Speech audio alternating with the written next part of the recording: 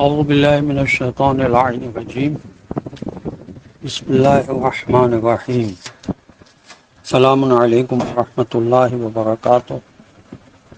اللہ تبارک و تعالیٰ کا شکر ہے کہ میں کراچی سے تاج العلماء مولانا محمد نقی نجفی علیہ اللہ مرحوم کا پوتا آپ کی خدمت میں 21 جنوری کو مخاطب ہوں، اور آج جن موضوعات پر بہت ہی مختصر گفتگو ہوگی وہ ہے معرفت توحید اور عظمت شہید۔ ہماری گفتگو معرفت توحید اور شہادت کے موضوع پر الحمدللہ مسلسل جاری ہے، اور آج یہ بتانا ہے کہ مشکلات و تکالیف اور امتحان الہی خداوند عالم کی طرف سے ہوتی ہیں، اور اس کا ایک فلسفہ اور حکمت ہے، جیسا کہ سورہ مبارکہ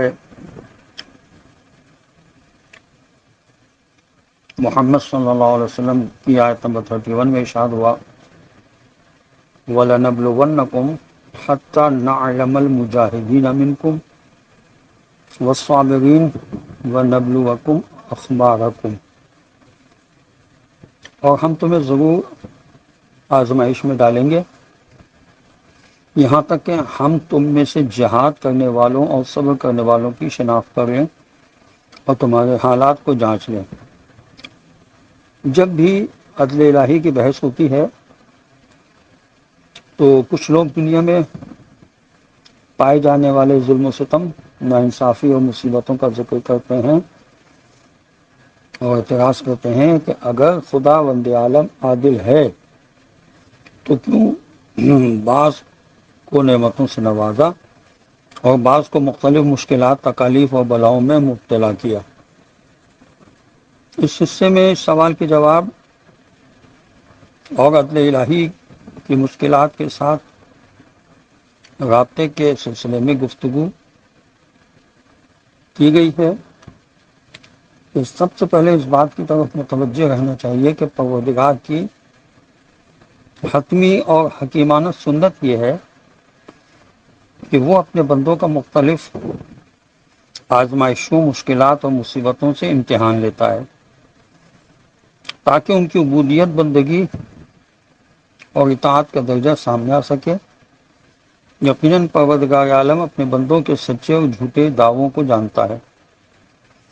ان سے امتحان لینے کا مقصد ان پر حجت تمام کرنا ہے، پس بہت سی مصیبتوں اور مشکلات کا سبب بندوں کی آزمائش اور امتحان ہے۔ حضرت امام علی علیہ السلام کی حدیث ہے کہ ایسا کوئی انسان نہیں کہ جو مصیبت اور آزمائش میں مبتلا نہ ہو۔ یہ نہج البلاغہ میں حکمت نمبر 93 ہے۔ چنانچہ سورہ ہجر جو قرآن مجید کا 15 نمبر کا سورہ ہے، اس کی آیت نمبر 86 میں ارشاد ہوا، ان ربک هو الخلاق العلیم، کیونکہ حقیقتاً رسول آپ کا پالنے والا مالک سب کا پیدا کرنے والا بھی ہے اور سب کچھ خوب اچھی طرح جاننے والا بھی ہے۔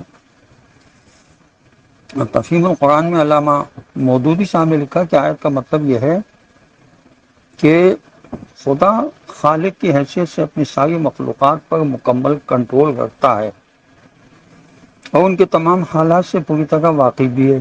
جو کچھ بھی تم رسول صلی اللہ مخاطب ہے کہ ان کی اصلاح کے لیے کام کر رہے ہو، اسے اللہ خوب اچھی طرح سے جانتا ہے، اور جن ہتھ کنڈوں کے ذریعے سے یہ لوگ تمہاری تبلیغ اور اصلاح کے کاموں کو خراب اور ناکام بنانے کی کوششیں کر رہے ہیں ان کو بھی خوب جانتا ہے۔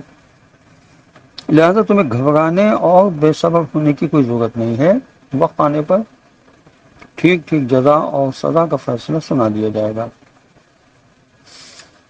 تو تفسیر ماجد میں لکھا ہے کہ آیت کا حاصل یہ ہے کہ ان بدماشوں کی شرارتوں کی سزا دینا ہم پر چھوڑ دیجئے، پھر دعوت فکر دی کہ یہ کائنات کا عظیم نظام جس کے ذرے ذرے میں حکمت اور رحمت بھری ہوئی ہے، بے مقصد بھی نہیں ہو سکتا اور از خود بھی پیدا نہیں ہو سکتا، کیونکہ ہم دیکھ رہے ہیں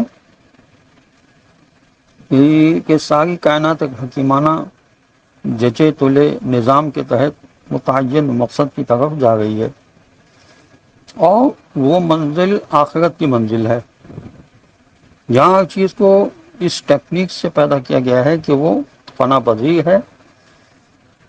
اس لیے آخرت یہ روز حساب کا آنا صرف دکھائی دے رہا ہے، جہاں سب کو اپنے کیے کا حساب دینا ہوگا۔ اس لیے رسول صلی اللہ علیہ وسلم، آپ صلی اللہ علیہ وسلم ان لوگوں کی بدمعاشیوں پر زیادہ غم نہ فرمائیں، کیونکہ بالآخر ہر شخص کو اپنے کیے کا پورا پورا بدلہ مل جائے گا۔ یہ جیسا میں نے عرض کیا کہ تفسیر ماجدی میں لکھا ہے۔ اور آج کا دوسرا موضوع، کیونکہ جب میں یہ ریکارڈنگ کر رہا ہوں تو غزہ میں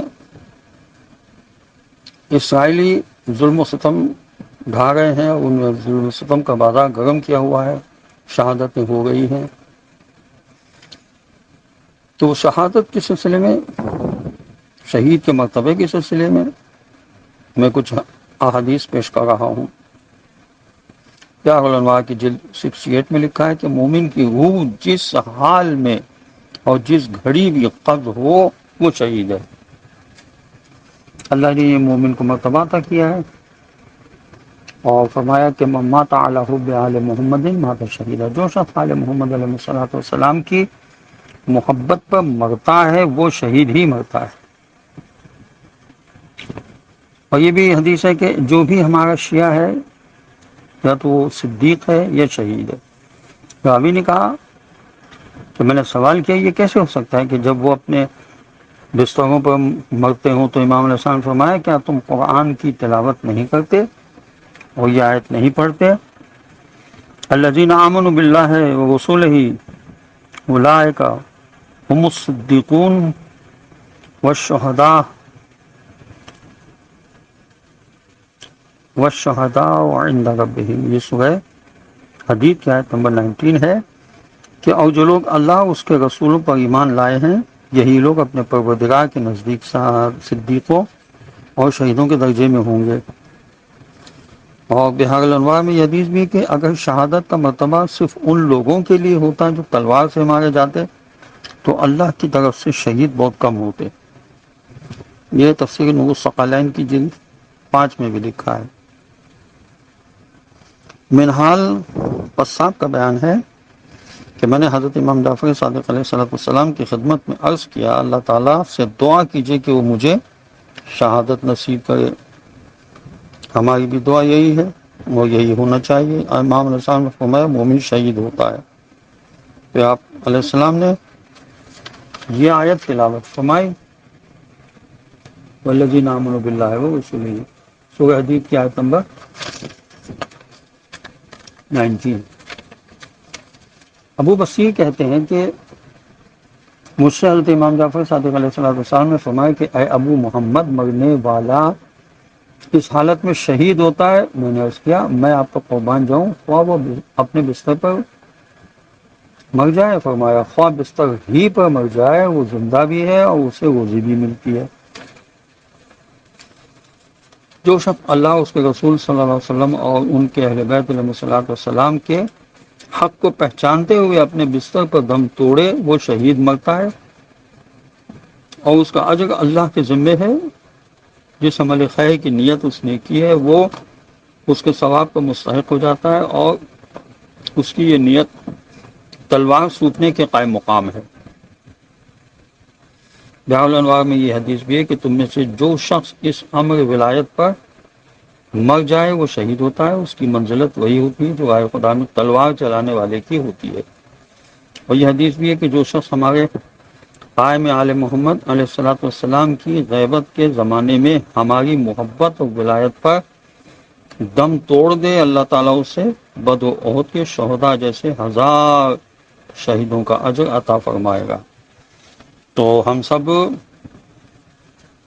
کو شہادت کی دعا کرنا چاہیے، خدا ہمیں شہادت نصیب فرمائے۔ اور امام زمانہ عجل اللہ تعالیٰ فرجہ شریف کے لشکر میں شامل ہو کر امام کے قدموں پر اپنی جان نثار کرنے کی ہمیں توفیق نصیب ہو۔ وآخر دعوانا ان الحمد للہ رب العالمین، وصلی اللہ علی محمد وعلی آلہ الطیبین الطاہرین المعصومین المظلومین۔ والسلام علیکم ورحمۃ اللہ وبرکاتہ۔